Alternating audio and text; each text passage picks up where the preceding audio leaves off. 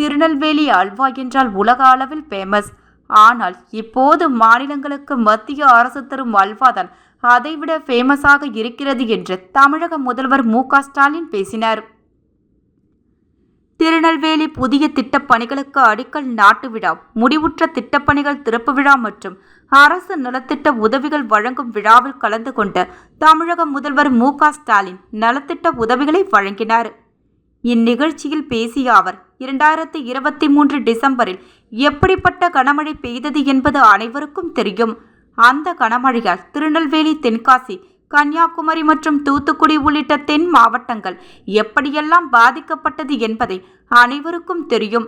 அந்த பாதிப்புகளில் இருந்து மீளா மத்திய அரசிடம் தமிழக அரசின் சார்பில் நிதி கோரினோம். 2 மத்திய அமைச்சர்கள் தமிழகம் வந்தனர். ஆனால் அவர்கள் உடனடியாக இடைக்கால நிதி உதவியை கூட செய்யவில்லை. பாஜக எம்எல்ஏ நாயனார் நாகேந்திரன் கோபித்துக் கொள்ளக்கூடாது. அவருக்கும் உண்மை தெரியும். ஆனால் அவர் பேச மாட்டார். நீங்கள் பேசுங்கள் என்று தான் எனக்கு அனுமதி கொடுப்பார். இருப்பினும் மாநில அரசின் நிதிகளை வைத்து நிவாரணப் பணிகளை நாம் செய்தோம். தொடர்ந்து மத்திய அரசிடம் நிதி கேட்டு வலியுறுத்தினோம். கொடுத்த மத்திய அரசை கண்டித்தோம். அப்போது நிதி வரவில்லை. நாடாளுமன்றத்திலும் இது குறித்து பேசினோம். அப்போதும் வரவில்லை. ஏன் நீதிமன்றம் சென்றோம். அதன் பிறகுதான் தமிழகத்திற்கு மத்திய அரசு வெள்ள நிவாரண நிதியை அறிவித்தது. இந்தியாவின் வரைபடத்தில் மட்டும் தமிழகம் இருந்தால் போதுமா? அரசு வெளியிடுகின்ற நிதிநிலை அறிக்கையில் இருக்க வேண்டாமா? மத்திய அரசின் திட்டங்களில் தமிழகத்தின் பெயர் இருக்க வேண்டாமா?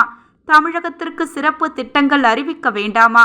தேர்தல் நேரத்தில் வாக்கு சேகரிக்க மட்டும் தமிழகத்திற்கு வந்தால் போதுமென்று நினைக்கிறார்களா? இப்படி நாம் கேட்கின்ற கேள்விகளுக்கு பாஜகவிடமிருந்து எந்த பதிலும் வராது. திருநெல்வேலி அல்வா என்றால் உலக அளவில் ஃபேமஸ். ஆனால் இப்போது மாநிலங்களுக்கு மத்திய அரசு தரும் அல்வாதான் அதைவிட ஃபேமஸாக இருக்கிறது. மத்திய அரசை பொருட்படுத்தாமல் நமக்கு நாமே தமிழகத்தை மேம்படுத்தி வருகிறது திராவிட மாடல் அரசு.